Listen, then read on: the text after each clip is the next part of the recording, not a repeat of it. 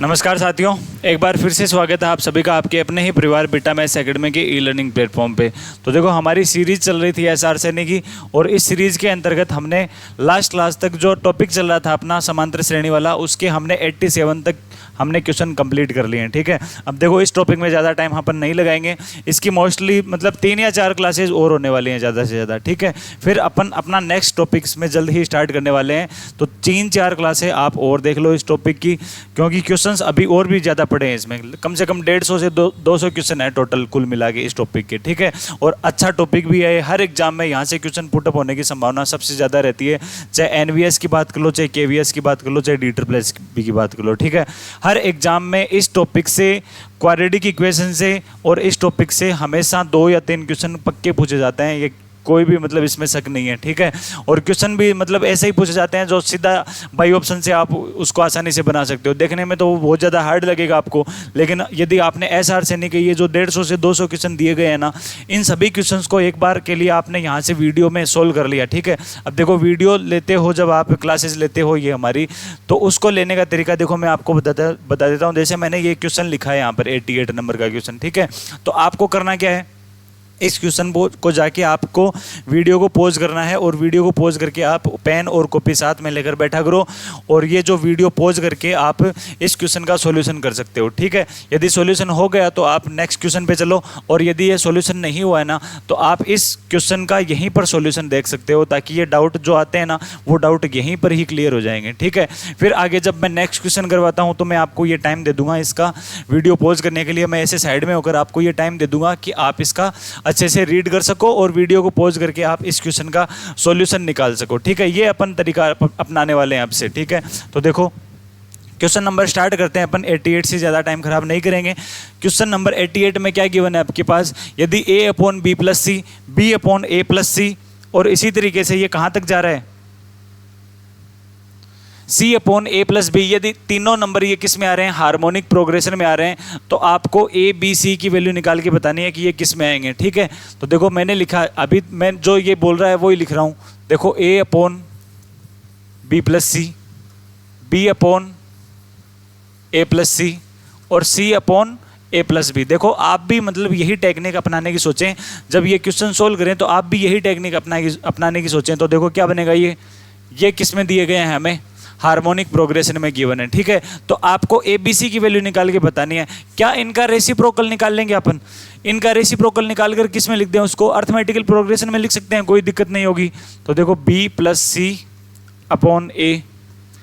a+c/b, और ये a+b/c, ये नंबर्स किस में बना सकते हैं अपन, ये नंबर्स अर्थमेटिकल प्रोग्रेशन में बना सकते हैं। ठीक है, अर्थमेटिकल प्रोग्रेशन में यदि नंबर आ गए अपने पास तो कुछ भी फर्क नहीं पड़ेगा यदि मैं इन नंबर्स में क्या कर दूं, 1 को ऐड कर दूं। फर्क पड़ेगा, कुछ नहीं पड़ेगा, क्योंकि आपको ये पता है कि यदि 1 2 3 अर्थमेटिकल प्रोग्रेशन में है, तो हर एक नंबर में यदि 1 को ऐड करें अपन या फिर 2 को ऐड करें, कोई भी नंबर पर्टिकुलर सेम नंबर अपन सभी नंबर्स में ऐड कर रहे हैं, तो वो नंबर्स क्या रहेंगे, अर्थमेटिकल प्रोग्रेशन में ही रहेंगे, कोई फर्क नहीं पड़ने वाला। ठीक है, तो 1 को ऐड करने के बाद में भी ये किस में रहेंगे, AP में ही रहेंगे। तो देखो LCM लेकर इसको सोल्व कर सकते हैं अपन।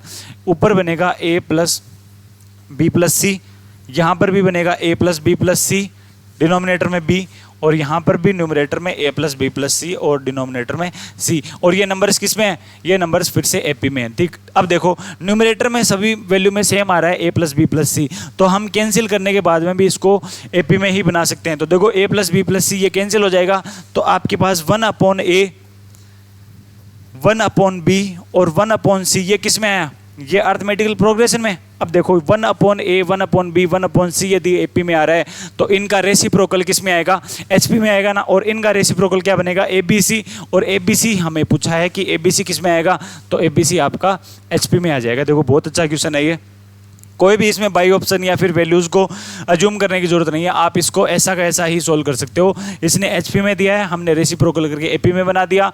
हर एक नंबर्स में मैंने सेम डिजिट को ऐड कर दिया, वो 1 को किया है मैंने। ऐड करने के बाद में LCM लेंगे तो न्यूमरेटर में आपको सेम वैल्यू मिलेगी, सेम वैल्यू कैंसिल हो जाएगी, तो आपके पास 1/a, 1/b और 1/c मिला। यदि इनका रेसिप्रोकल निकालेंगे तो वो AP से किस में बन जाएगा, रेसिप्रोकल HP में वो बन जाएगा, और आपके पास ABC की वैल्यू आ जाएगी। ठीक है, नेक्स्ट देखो, यदि एबीसी समांतर श्रेणी में है, ए बी सी 3 नंबर्स आ रहे हैं, वो तीनों किसमें, अर्थमेटिकल सीरीज में है, तो आपको सरल रेखा दी गई है, एक स्ट्रेट लाइन है, और स्ट्रेट लाइन का इक्वेशन किसमें होता है, A X plus B Y plus C, है ना, और ये ही स्ट्रेट लाइन है, A X plus B Y plus C equals to 0। ये सदैव जिस निश्चित पॉइंट से गुजरेगी उसके निर्देशांक क्या है। देखो क्वेश्चन को समझो, पहले आपके पास एक स्ट्रेट लाइन है, इक्वेशन क्या है उसका, A X plus B Y plus C, ठीक है, A X plus B Y plus C equals to 0, ये स्ट्रेट लाइन है, और इसके साथ साथ जो कोफिशिएंट आ रहे हैं इसमें ए बी सी, वो इसमें किसने दे दिए, अर्थमेटिकल सीरीज में दे दिए। तो आपको ये बताना है कि इन चारों में से एक फिक्स्ड पॉइंट कौन सा होगा जो हमेशा उस स्ट्रेट लाइन से पास करेगा। मतलब वो पॉइंट हमेशा ऐसा होगा, चाहे आप एबीसी को कोई भी अर्थमेटिकल सीरीज मान लो, लेकिन वो पॉइंट हमेशा उस स्ट्रेट लाइन पर ही पास करेगा। तो देखो कैसे करेंगे, एबीसी जो नंबर्स दिए गए हैं ना, वो नंबर्स अपन मान लेंगे। तो ये मैंने मान लिया 1 2 और 3, क्या 1 2 3 अर्थमेटिकल सीरीज में ही तो है ना, तो एबीसी को अपन ये नंबर आसानी से मान सकते हैं। एबीसी को मानने के बाद में आपके पास स्ट्रेट लाइन क्या बनेगी, ये बनेगी x plus 2y plus 3 is equals to 0। Straight line बन गई, एबीसी की वैल्यू मैंने पुट करी है, कुछ नहीं किया, ये स्ट्रेट लाइन बन गई। अब ये देख लो बाई ऑप्शन से कि क्या 1 2 इस स्ट्रेट लाइन पर होगा, क्या -1 2 स्ट्रेट लाइन पर होगा, क्या ये पॉइंट होगा या फिर ये पॉइंट होगा। अब अपन बाई ऑप्शन को आराम से सोल्व कर सकते हैं। मात्र 10 से 15 सेकंड का ये क्वेश्चन है, कुछ भी नहीं है, ठीक है। तो देखो पहला ऑप्शन देखते हैं, 1 और 2 यहाँ पर पुट करेंगे तो ये 0 तो आएगा नहीं, सारी वैल्यू पॉजिटिव हो जाएंगे, तो ये ऑप्शन नहीं होगा, ठीक है। -1 और प्लस का 2, -1 यदि यहाँ पर करेंगे तो ये सिर्फ माइनस का, लेकिन वाई तो +2 का बन जाएगा, तो पॉजिटिव वैल्यू बड़ी बन रही है, मतलब ये 0 तो ये नहीं बनाएगा। अब कुछ भी बनाए उससे कोई मतलब नहीं है, हमें कैलकुलेशन वो करनी भी नहीं है हमें, है ना, हमें सिर्फ वही पॉइंट ढूंढना है जो हमें 0 ला कर दे। देखो ये छोटी छोटी चीजें है ना, ये आपका जो टाइम है ये एग्जाम में, देखो हर एक क्वेश्चन में यदि आप 5 सेकंड का भी टाइम बचाते हो तो आपके पास एग्जाम में 200 क्वेश्चन होते हैं या फिर 100 क्वेश्चन होते हैं, जितने भी क्वेश्चन हो, हर एक क्वेश्चन में यदि आप 5 सेकंड का टाइम बचा लेते हो ना, तो काफी लंबा मार्जिन आप वहां से खींच सकते हो, ठीक है। और यही वो चीजें हैं, देखो आप यदि इसकी कैलकुलेशन करने लग जाएंगे तो कैलकुलेशन करने के बाद में भी ये राइट आंसर तो होगा नहीं, फिर पहले ही देख लो आप कि हमें तो ये 0 के इक्वल में चाहिए, तो आपको ये पता लग गया है कि ये 0 तो नहीं बनाएगा। अब कैलकुलेशन करने से कोई फायदा नहीं है यदि ये 0 नहीं बना रहा है तो, ठीक है। ये देखते हैं 1 और -2, अब x की जगह 1 किया तो ये 1, -2 किया तो ये -4 और ये प्लस का 3। अब ये देखो ये 0 बना रहा है, मतलब राइट आंसर भी क्या होगा अपना, ऑप्शन नंबर 3 होगा। क्या ये 0 बनाएगा, क्या ये भी ऑप्शन 0 नहीं बनाएगा, तो हमारा राइट आंसर क्या बन जाएगा इसमें, ऑप्शन नंबर 3 इसका राइट आंसर बन जाएगा, ठीक है।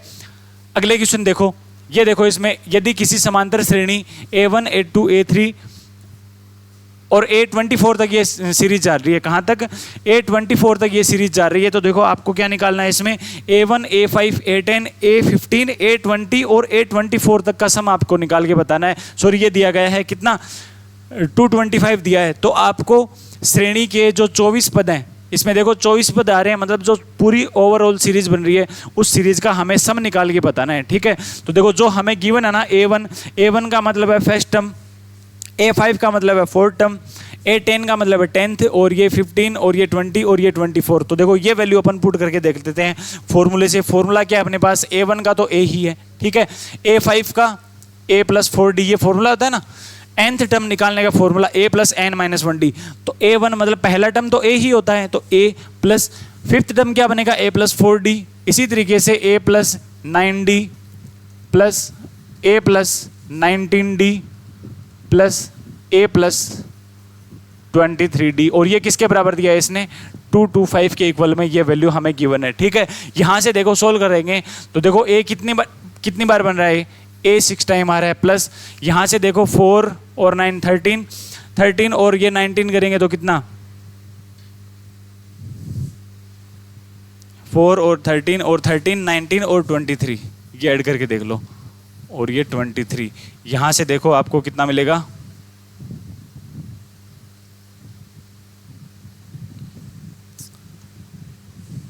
कुछ वैल्यू मिस कर देगा।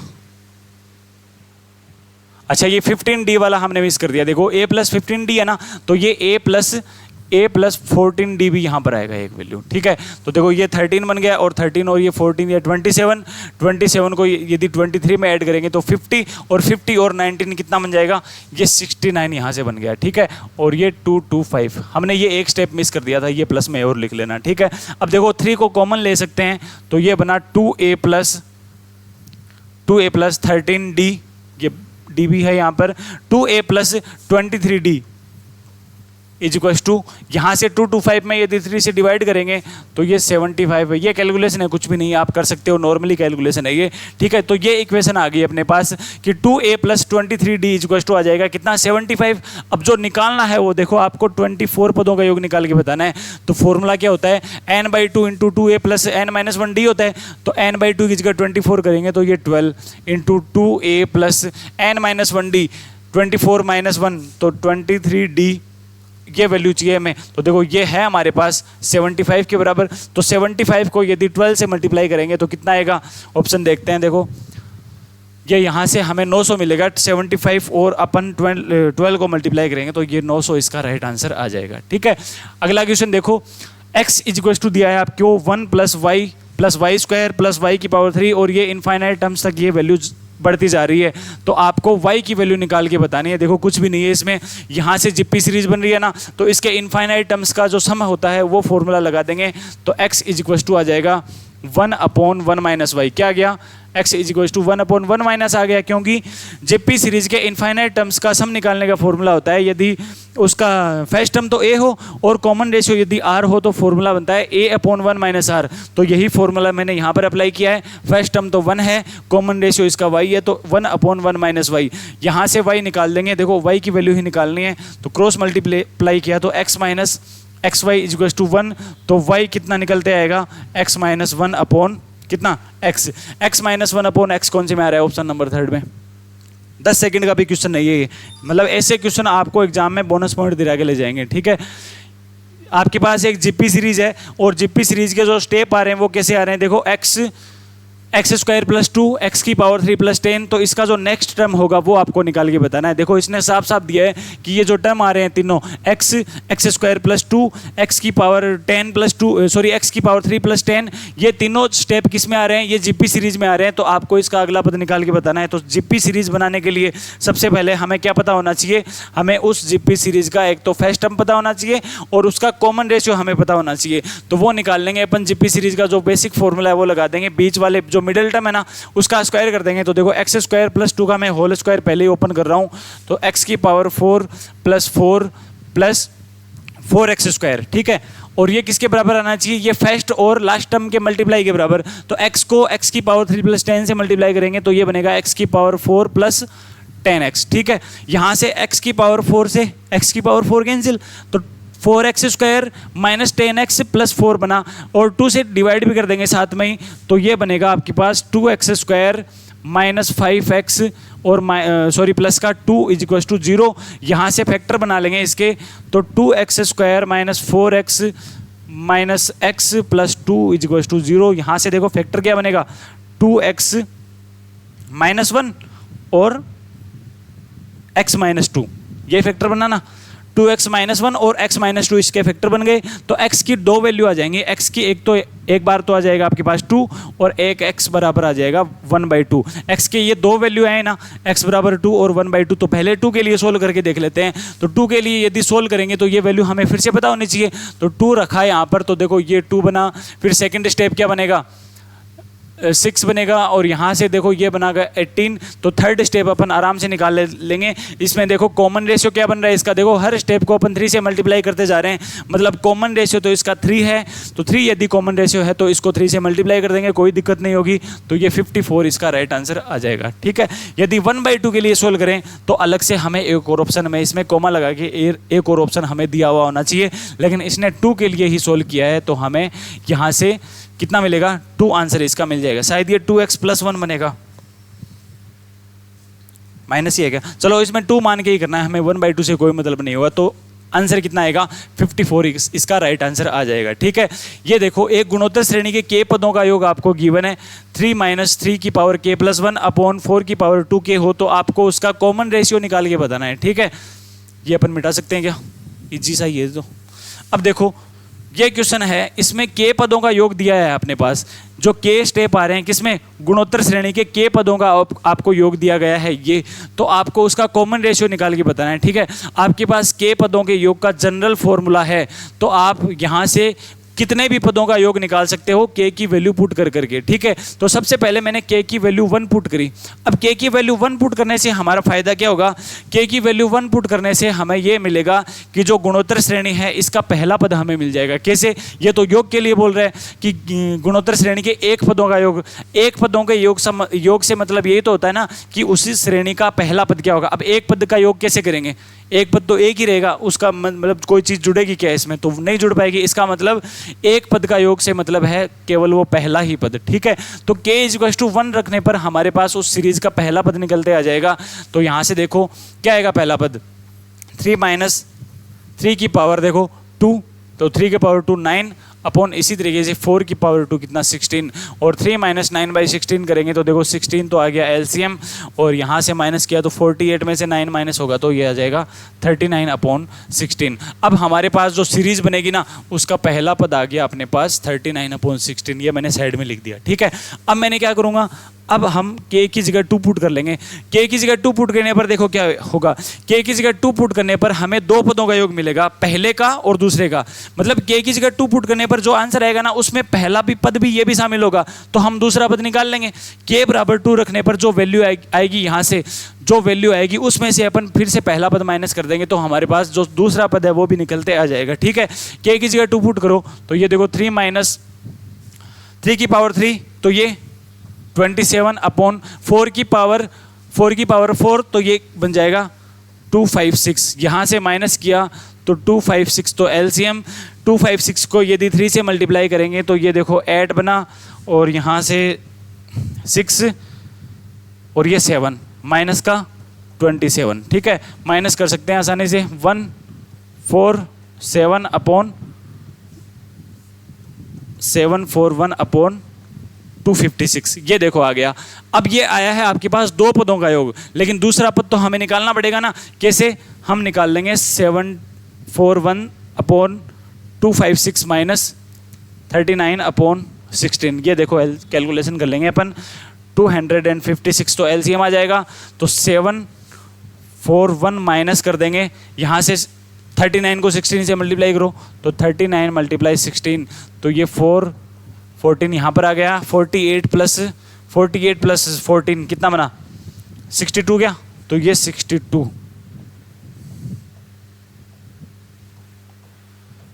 ठीक है। माइनस करेंगे तो यहाँ से तो मिलेगा आपको 7 और 3 - 2 1 और 7 - 6 1, मतलब 117 अपॉन 256। ये देखो कैलकुलेशन है, कुछ भी नहीं है इसमें। अब हमारे पास देखो सीरीज का फर्स्ट टर्म तो आ गया 39/16 और सेकंड टर्म आ गया अपने पास 117 अपॉन 256, ठीक है। 117 अपॉन 256 दोनों पद आ गए अपने पास। अब अपन कॉमन रेशियो निकाल देंगे आसानी से। जो दूसरा पद है उसमें पहले पद का क्या कर देंगे, डिवाइड कर देंगे, ठीक है। तो 117 अपॉन 256 मल्टीप्लाई 16/39, ठीक है। ये 16 टाइम कैंसिल, और 1 ये देखो कैंसिल हो रहा है क्या 3 से, तो ये 13 ये 3 से डिवाइड होगा तो देखो कितने टाइम, ये 3 टाइम और ये 9, ठीक है। और ये फिर से 3 टाइम हो जाएगा, मतलब 3/16 इसका राइट आंसर आ जाएगा। कौन से ऑप्शन में आ रहा है, 3/16, देखो ऑप्शन नंबर 3 में आ रहा है। अब देखो इस ऐसे क्वेश्चन में थोड़ी बहुत कैलकुलेशन होती है, अब वो तो कैलकुलेशन आपको करनी पड़ेगी। आपकी जितनी कैलकुलेशन में फास्ट होगी उतना ही जल्दी आंसर निकलते आ जाएगा। इसका कोई भी शॉर्ट तरीका और इससे ज़्यादा नहीं है, ठीक है। थोड़ी बहुत कैलकुलेशन तो आपको यहाँ से करनी ही पड़ेगी, ठीक है। इससे ज़्यादा और शॉर्ट तरीका है नहीं। अगला क्वेश्चन देखो, यदि x1 x2 x3 तथा y1 y2 y3 यदि किस में है, ज्योमेट्रिकल सीरीज में है। कौन, x1 x2 x3 और y1 y2 y3, तो जिनका सार्वनुपात अनुपात बराबर है। देखो दो ज्योमेट्रिकल सीरीज हैं x1 x2 x3 और y1 y2 y3, जिनका कॉमन रेशियो कितना है, आपस में इक्वल है। तो आपको जो पॉइंट निकलेगा x1 x2 y1 x1 y1 x2 y2 और x3 y3, ये किस पॉइंट पर होंगे, मतलब ये किस स्ट्रेट लाइन पर होंगे, या फिर ये एक सर्कल पर होंगे, या फिर एक ट्राइंगल के वर्टेक्स होंगे, या फिर ये कोलिनियर होंगे, ये आपको निकाल के बताना है, ठीक है। तो देखो दो सीरीज मान लेंगे अपन, कुछ भी नहीं करना, दो सीरीज अपन एज्यूम कर लेंगे। तो देखो पहली सीरीज मैंने मान ली 1 2 और 4, कॉमन रेशियो इक्वल होना चाहिए, ये ध्यान रखना, कॉमन रेशियो इक्वल होना चाहिए। तो पहली सीरीज मैंने मान ली 1 2 4, दूसरी सीरीज अपन कुछ भी मान सकते हैं, 2 4 8 मान सकते हैं, कॉमन रेशियो 2 ही आना चाहिए। 2 4 8 मान लो, चाहे 4 8 16 मान लो, चाहे 8 16 और 32 मान लो। तो मैंने मान ली 8 16 और 32। क्यों मैंने मानी? क्योंकि कोई भी दो पद हैं ये बराबर नहीं आनी चाहिए कम से कम, ठीक है, ताकि हमें ऑप्शन में कॉन्ट्राडिक्ट ना हो, ठीक है। तो ये देखो x1 x2 x3 y1 y2 y3, अब पॉइंट निकाल लेंगे। तो x1 y1 पॉइंट क्या बना? 1 और 8, सेकेंड पॉइंट 2 16, थर्ड पॉइंट 4 और 32। अब ये पॉइंट देखने हैं कि ये किस में होंगे। अब देखो पॉइंट देखने के लिए सबसे पहले हमें इस टाइप के क्वेश्चन में हमें स्लोप निकालनी पड़ेगी। तो देखो ये पॉइंट मान लिया मैंने ए, ये मान लिया बी और ये सी, तो स्लोप ऑफ ए बी निकालेंगे, मतलब ए बी लाइन की स्लोप निकालेंगे। तो देखो फॉर्मूला क्या होता है? y2 minus y1 upon x2 minus x1। तो यहाँ से y2 माइनस y1 करेंगे तो ऊपर तो बनेगा 8, नीचे क्या बनेगा? 2 माइनस 1 1। तो स्लोप कितनी आ जाएगी? 8 आ जाएगी। स्लोप आप BC लाइन की निकाल लो। BC लाइन की यहाँ से स्लोप कितनी आएगी? 32 माइनस 16 कितना? 16 अपॉन 4 माइनस 2 2। तो ये देखो ये भी 8 आ रही है। फिर आप AC लाइन की भी निकाल सकते हो, M ऑफ AC मतलब स्लोप ऑफ AC। तो ये कितनी आएगी? 32 माइनस 8, 32 माइनस 8 कितना बना? 24 क्या? अपॉन 4 माइनस 1 ये 3। तो 24 को 3 से डिवाइड करेंगे तो ये भी 8 आ रहा है। मतलब AB लाइन की स्लोप भी वही आ रही है जो BC लाइन की आ रही है, या फिर जो AC लाइन की स्लोप आ रही है। मतलब तीनों लाइन की स्लोप यदि इक्वल आ जाएं तो आप ये सभी को पता है कि वो पॉइंट क्या होंगे? कोलिनियर या फिर संरेख पॉइंट होंगे, ठीक है। अगला क्वेश्चन देखो, यदि दो संख्याओं के मध्य G1 G2 दो गुणोत्तर माध्य तथा A एक समांतर माध्य है तो आपको ये वैल्यू निकाल के बतानी है, ठीक है। कुछ भी नहीं है, खाली फॉर्मूला यदि लगा के करोगे ये क्वेश्चन तो आपसे नहीं बन पाएगा, ठीक है। लेकिन यदि हम इस क्वेश्चन को अज्यूम करके करेंगे कोई भी वैल्यू अपने हिसाब से, तो ये लगभग क्वेश्चन आप 15 से 20 सेकंड का मान के कर सकते हो, ठीक है। तो देखो दो नंबर मानने हैं हमें, दो नंबर मानेंगे जिनके बीच में गुणोत्तर माध्य क्या होना चाहिए? G1 और G2 होना चाहिए। मतलब गुणोत्तर श्रेणी हमें मान ली है, GP सीरीज हमें माननी पड़ेगी तभी ये गुणोत्तर माध्य निकलेंगे। समांतर माध्य तो हम किन्हीं भी नंबर का निकाल सकते हैं, चाहे वो गुणोत्तर श्रेणी में हो चाहे वो किसी में हो। दोनों नंबर्स को ऐड करके 2 से डिवाइड करना है। हमें दिक्कत होती है गुणोत्तर माध्य निकालने में, तो हम क्या करेंगे? एक ऐसी सीरीज ही मान लेंगे जो पहले से ही ज्योमेट्रिकल सीरीज में है, ताकि हमें G1 और G2 ना निकालना पड़े, ठीक है। तो सीरीज मान ली मैंने, देखो 2 4 8 और ये 16, यहाँ तक ही माने। क्यों? क्योंकि हमें इन दोनों नंबर्स के बीच में केवल 2 ही लेने हैं। तो नंबर हमारे क्या बन जाएंगे? 2 और 16 नंबर बन गए 2 और 16, और ये बन गया G1 क्योंकि 2 गुणोत्तर माध्य है ना, और ये बन गया G2, G1 G2 की वैल्यू आ गई। अब देखो हमें निकालना है कैपिटल A, और कैपिटल A क्या बोल रहा है ये? कि ये इन दोनों नंबर्स का समांतर माध्य, किसका? 2 और 16 का। तो A यहाँ से 2 और 16 का समांतर माध्य कितना निकल जाएगा? 9। G1 भी है आपके पास, G2 भी है, A भी है, तो दिक्कत क्या है? ये वैल्यू निकालने में, ठीक है। G1 का स्क्वायर 4 का square 16 upon G2 8 plus G2 का स्क्वायर 64 प्लस G1 कितना? 4। यह कैलकुलेशन कर लेंगे, यहाँ से 2 और यहाँ से 16 मतलब 18 आ गया। अब 18 जो हमें ऑप्शन देगा वही राइट आंसर हो जाएगा। A अपॉन 2 9/2 है क्या? नहीं है। A 9 नहीं है। 2A 9 इंटू 2 18 यही दे रहा है, तो थर्ड ऑप्शन हमारा क्या हो जाएगा? राइट आंसर हो जाएगा। A स्क्वायर 9 का स्क्वायर 81 देगा, तो ये भी हमारा राइट आंसर नहीं होगा, ठीक है। अब समझ में आने लग गई होगी चीज़ें शायद आपको। अब देखो ये सीरीज बन रही है, और ये कौन सी है? ये इनफाइनाइट सीरीज है ना। अब ये इनफाइनाइट सीरीज का हमें सम निकाल के बताना है। ऐसे हमने पिछले भी 3-4 क्वेश्चन कर चुके हैं, तो आप सभी को ये पता है कि ये जो सीरीज है ये मैं किसके बराबर मानने वाला हूँ? S के बराबर ये मानने वाला हूँ। तो 1 प्लस 3/2 प्लस 5 अपॉन 2 का स्क्वायर प्लस 7 अपॉन 3 की पावर 3, सॉरी 2 की पावर 3, और ये आगे इनफाइनाइट तक ये सीरीज चलते जा रही है ऐसे ही, ठीक है। अब देखो नीचे जो स्टेप बन रहे हैं, डिनोमिनेटर में क्या बन रही है? 2 की पावर बढ़ रही है। यदि 2 की पावर डिनोमिनेटर में बढ़ रही है तो मैं भी डिवाइड क्या करूंगा? इसमें 2 से ही डिवाइड कर दूंगा। तो देखो ये 1/2 प्लस 3/2 का स्क्वायर प्लस 5/2 की पावर 3 प्लस 7 अपॉन 2 की पावर 4, और ये कहाँ तक? ये फिर से इनफाइनाइट तक। अब देखो क्या कर रहे हैं? दोनों सीरीज को माइनस कर रहे हैं, तो S माइनस S/2 ये क्या बना? S/2 ही बनेगा। 1 में से किसी भी नंबर्स को माइनस नहीं करेंगे। क्यों? क्योंकि हमें पैटर्न के हिसाब से करना है। यहाँ पर डिनोमिनेटर में 2 आ रहा है ना, तो उसी नंबर को माइनस करेंगे जिसके डिनोमिनेटर में 2 आना चाहिए। यहाँ पर 2 का स्क्वायर आ रहा है, तो उसी नंबर को इसमें से माइनस करेंगे जिसके डिनोमिनेटर में कितना आना चाहिए? 2 का स्क्वायर आना चाहिए, ठीक है। तो देखो 1 प्लस 3/2 माइनस 1/2 कितना? 2/2 ना, ये सेम का सेम ऐसे ही लिखेंगे। 1 इसको कैलकुलेट करके अपन 1 नहीं लिखेंगे। क्यों नहीं लिखेंगे? क्योंकि यदि इनको कैलकुलेट कर दिया तो आगे वाली जो वैल्यू आएंगी ना वो काफ़ी कॉम्प्लिकेटेड हो जाएंगी। तो इन नंबर्स को अपन कैलकुलेट नहीं करेंगे ताकि ये जो सीरीज बनेगी ये सीरीज हमें अच्छे से समझ में आ जाए। ठीक है, यहाँ से 5 - 3 करेंगे तो ये 2/2 का स्क्वायर, इसी तरीके से 2/2 की पावर 3, 2/2 की पावर 4, और ये सीरीज ऐसे ही हमें इनफाइनाइट टर्म्स तक मिलेगी।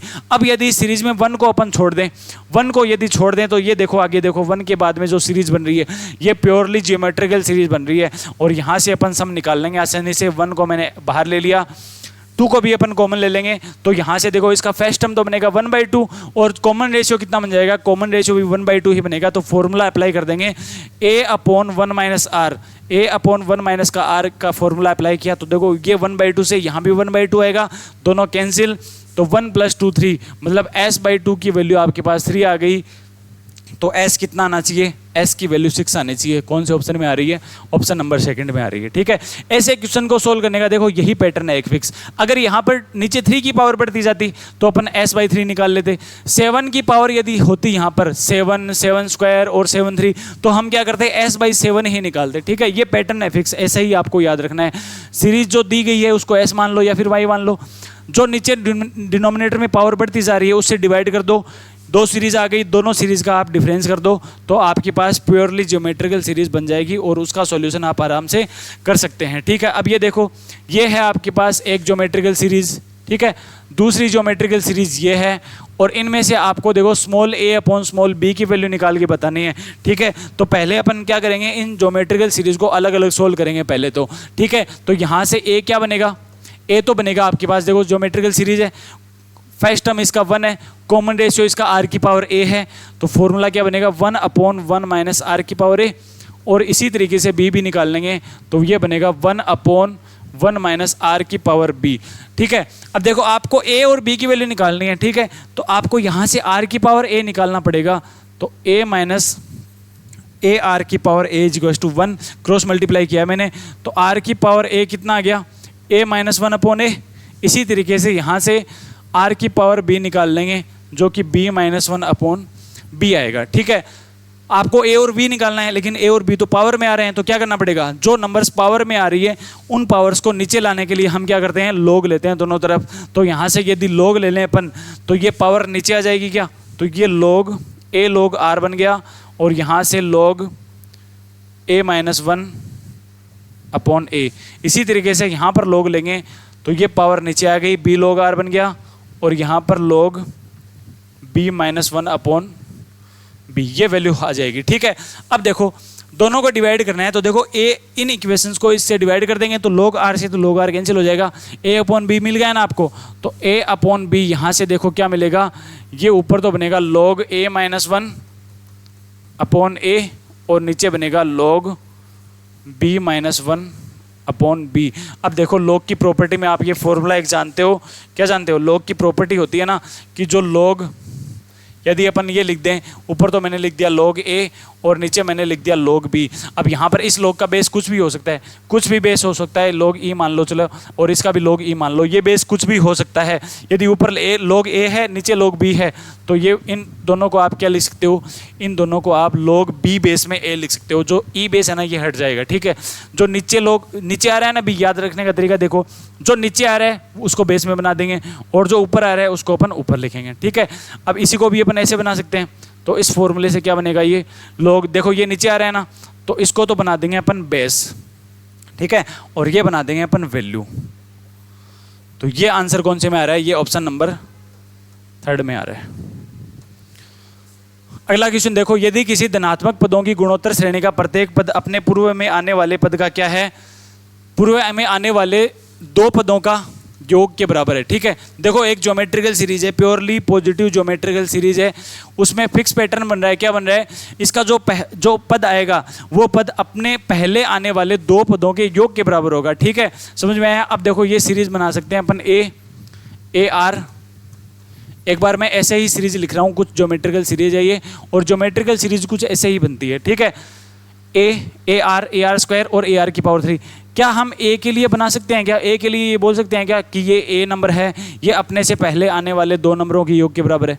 ए से पहले तो कोई नंबर है ही नहीं, इसमें भी अपन नहीं अप्लाई कर सकते ये कंडीशन। ए आर के लिए कर सकते हैं क्या? नहीं कर सकते, क्योंकि इससे पहले ए की पद है, लेकिन हमें दो पदों का योग चाहिए। यहाँ पर ये कंडीशन अप्लाई कर सकते हैं ए आर स्क्वायर के लिए।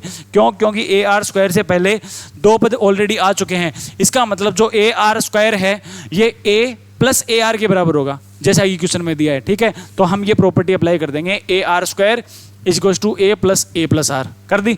अब देखो आर से ए पूरी इक्वेशन में कैंसिल हो जाएगा। ठीक है, ए पूरी इक्वेशन में कैंसिल हो गया, तो r square minus r minus 1 is equals to 0। आपको आर की ही वैल्यू निकालनी है। देखो कॉमन रेशियो निकालना है आपको। ये क्वाड्रेटिक इक्वेशन बन गई, सीरीज आचार्य लगा देंगे तो आर आ जाएगा माइनस का बी, ये ऑलरेडी माइनस का है तो प्लस का 1 बन गया, root of b square minus का 4, ए 1 है और सी की वैल्यू -1 है तो ये प्लस का 1 बन गया अपॉन 2a।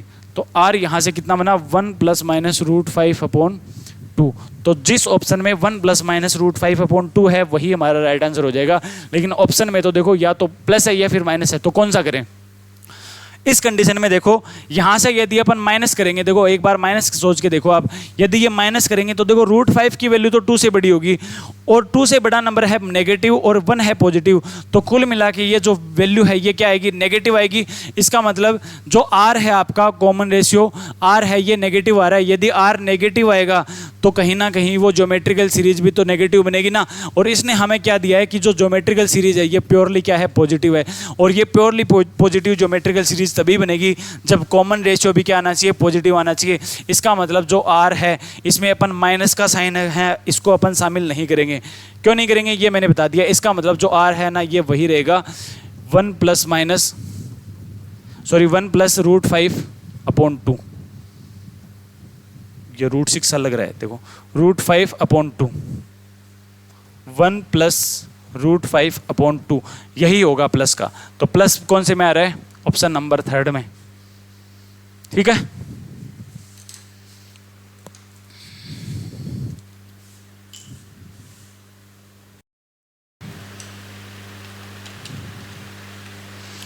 अगला क्वेश्चन देखो 98, ये देखो 99।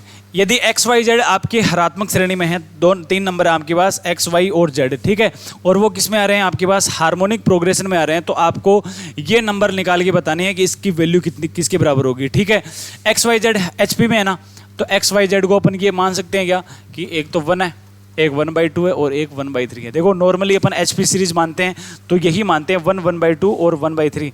एपी अपन मानते हैं 1 2 3, जीपी अपन मान लेते हैं 2 4 8 या फिर 1 2 4 ये मान लेते हैं, है ना। इसी तरीके से अपन एचपी भी क्या मानते हैं 1/2 और 1/3 मानते हैं। तो एक्स वाई जेड आ गए तो ये वैल्यू निकाल लेंगे, कोई दिक्कत नहीं होगी।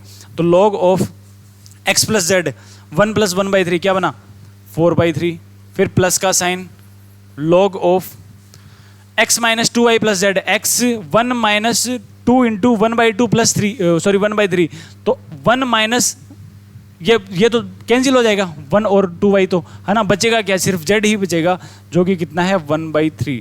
अब देखो लॉग में प्रॉपर्टी ये लग जाएगी, जब दो लॉग प्लस के साइन में आ रहे हैं तो log m × n = होता है log m + log n। ये प्रॉपर्टी यदि लगाएंगे तो देखो ये बनेगा log 4/9। या फिर इसको आप एक और स्टेप खोल सकते हो, देखो ये 2/3 का होल स्क्वायर है ना, 2/3 का होल स्क्वायर है तो स्क्वायर को अपन log से पहले लिख लेंगे, तो ये 2 log 2/3 बनेगा। कितना बनेगा 2 log 2/3। अब ये देखो एक्स वाई जेड की 1/2 और 1/3 वैल्यू पुट करने पर जो ऑप्शन हमें ये आंसर देगा वही हमारा क्या हो जाएगा? राइट आंसर हो जाएगा।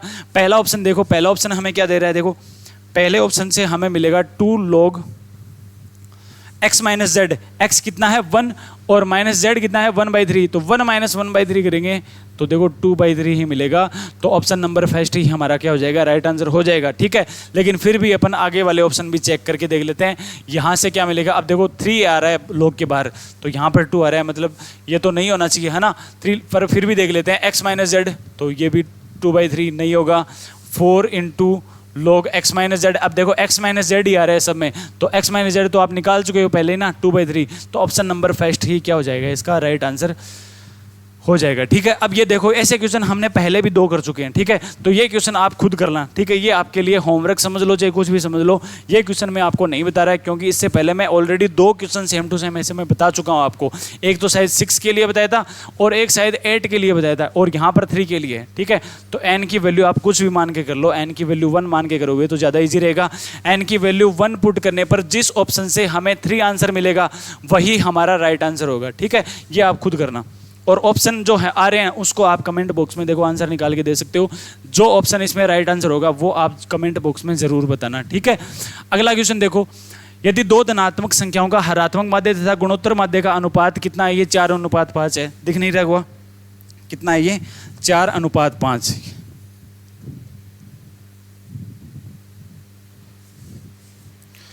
हो तो उन संख्याओं में अनुपात क्या होगा? देखो ये भी क्वेश्चन अपन कर चुके हैं सेम टू सेम, बस यहाँ पर वैल्यूज ही चेंज होगी। शायद ये क्वेश्चन भी अपन कर चुके हैं लेकिन फिर से देख लेते हैं। 2 धनात्मक संख्याओं का हरात्मक माध्य और गुणोत्तर माध्य का अनुपात दिया है 4:5। तो हरात्मक माध्य क्या होता है? 2 संख्याओं का a और b मान ली मैंने, तो ये लिख दिया a + b। ठीक है, ये लिख दिया मैंने हरात्मक माध्य। ज्योमेट्रिकल मीन क्या होगा? √ab, तो ये लिख दिया अपॉन में √ab और इनका रेशियो कितना दिया है? 4/5। ठीक है, यहाँ से देखो √ab से ये कैंसिल हो जाएगा ab और 2 से ये कैंसिल हो जाएगा 2 टाइम, तो यहाँ से देखो आपको मिलेगा √ab अपॉन a + b कितना मिला? 2/5। देखो उस क्वेश्चन में क्या किया था मैंने? इनका रेसिप्रोकल लेके स्क्वायर किया था, रेसिप्रोकल लेके दोनों तरफ होल स्क्वायर किया था। तो यहाँ भी यही करने वाले हैं। रेसिप्रोकल क्यों किया? क्योंकि रेसिप्रोकल करने के बाद में ऊपर तो हमें प्लस वाली ये वैल्यू मिल जाएगी और नीचे हमें ए भी मिल जाएगा ताकि उसको अपन अलग अलग सेपरेट कर सकें। ठीक है, देखो कैसे करेंगे। रेसिप्रोकल लिया और स्क्वायर कर लिया साथ में, तो देखो ये बनेगा a² + b² + 2ab और नीचे बनेगा केवल ab क्योंकि रूट लगा था उसका स्क्वायर हो गया। रेसिप्रोकल लेने पर यहाँ पर ऊपर तो बनेगा 25 और नीचे 4, तो 25/4। ये देखो, अब देखो ab को हम सेपरेट कर सकते हैं। ab को यदि सेपरेट किया तो देखो a/b यहाँ से मिला प्लस b/a और ये प्लस का 2। ठीक है, और इक्वल में 25/4। इस +2 को अपन पहले ही इधर भेज देंगे और 4 एलसीएम लिया तो 25 - 8 ये कितना आ जाएगा? 17/4 ना। तो देखो a + b + b/a, sorry a/b + b/a, ये कितना आ रहा है? 17/4 आ रहा है।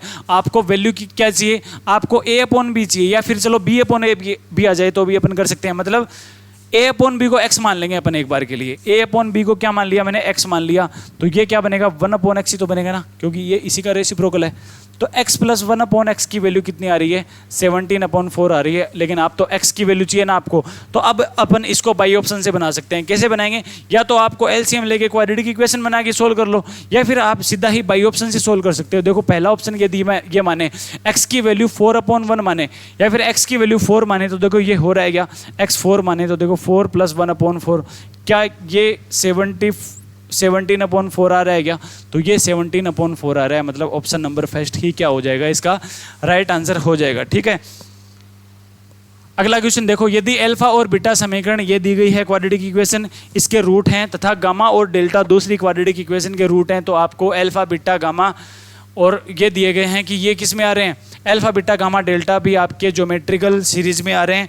तो आपको निकालना क्या है? ए और बी की वैल्यू निकालनी है। देखो यदि अल्फा और बीटा इस क्वाड्रेटिक इक्वेशन के रूट हैं तो यहाँ से 2 चीज़ें निकाल सकता हूँ मैं। एक तो निकाल सकता हूँ अल्फा + बीटा जो कि कितना आएगा? 3, और एक निकाल सकते हैं अल्फा × बीटा जो कि कितना आएगा?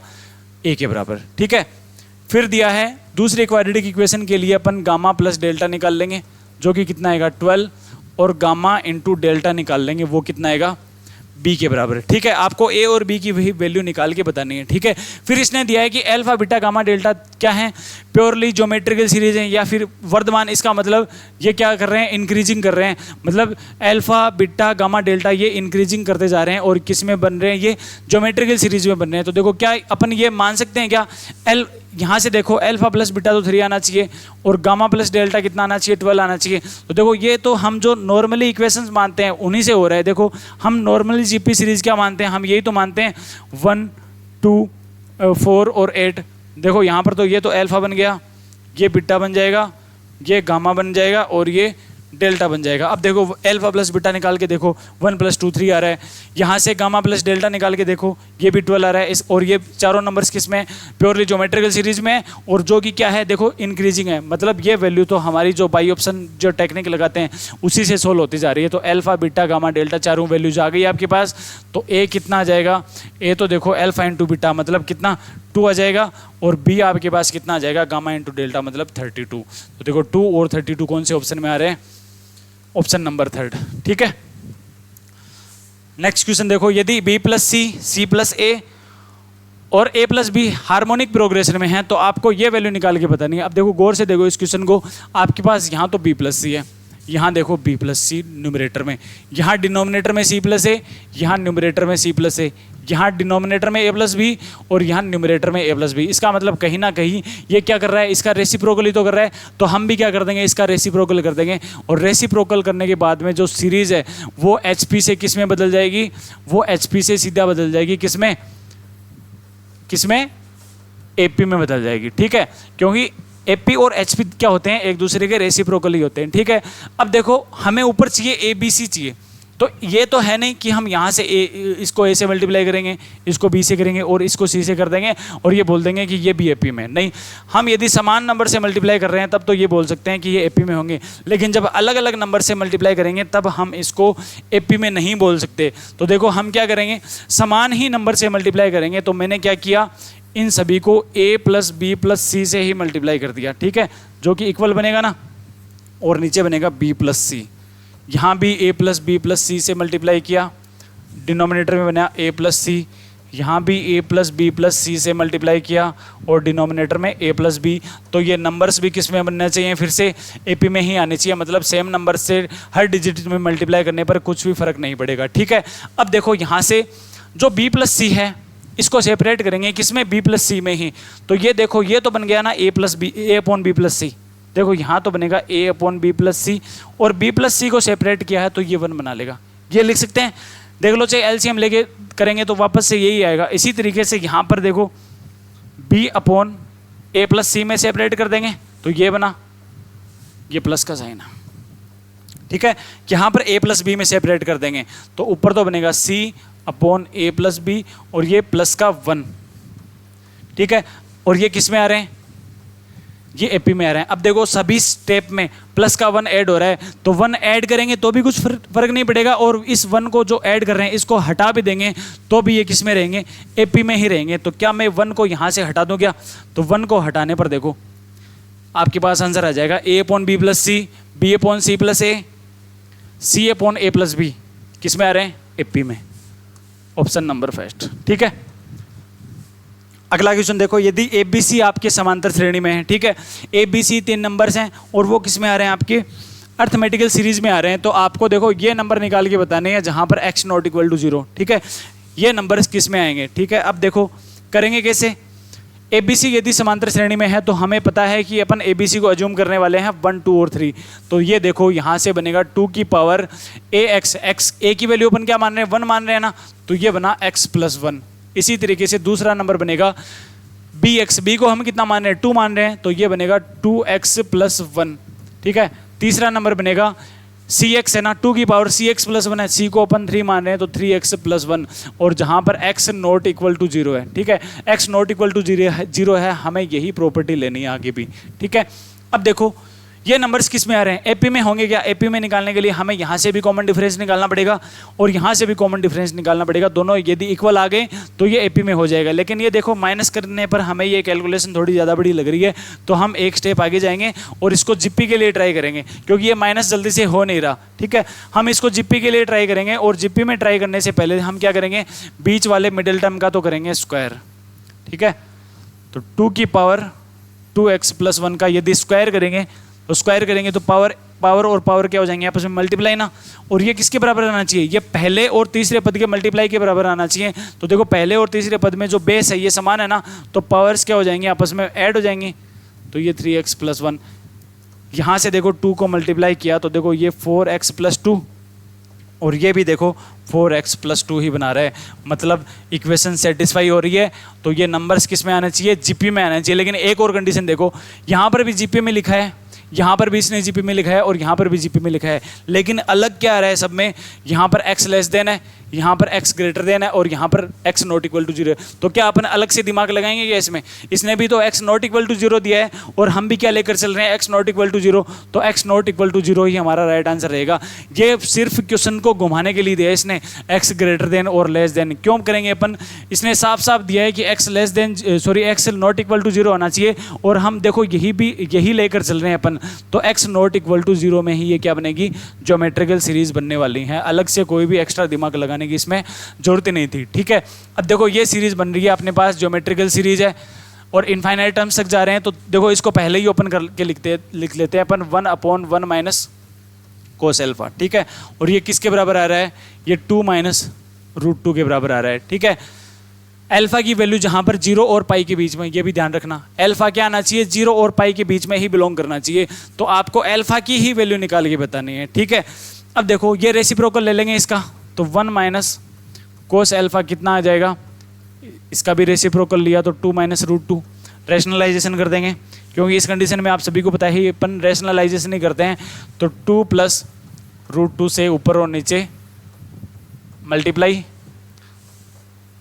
1 माइनस कोस एल्फा कितना आया 2 प्लस रूट 2 और यहाँ से नीचे क्या बनेगा 4 माइनस 2, इसको फिर से लिख देंगे 1 प्लस 1 अपॉन रूट 2, 1 से ये 1 कैंसिल, तो कोस एल्फा कितना आ जाएगा माइनस का 1/2, क्योंकि ये माइनस का कोस एल्फा था ना, तो माइनस का कोस एल्फा प्लस का 1/√2 के बराबर आ रहा है, तो कोस एल्फा किसके बराबर आ जाएगा, माइनस का, देखो माइनस का 1/√2। तो आपको एल्फा निकालना है और एल्फा क्या होना चाहिए, 0 और पाई के बीच में ही बिलोंग करना चाहिए। तो देखो एल्फा कोस एल्फा हमें 1/√2 कहाँ मिलता है, कोस एल्फा हमें 1/√2 मिलता है π/4 पर, लेकिन वो तो पॉजिटिव मिलता है, नेगेटिव कब मिलेगा, जब अपन 90 प्लस थीटा कर देंगे और 90 प्लस करेंगे इसमें, तो π/2 को हम करेंगे ऐड, तो देखो ये आ जाएगा 3π/4।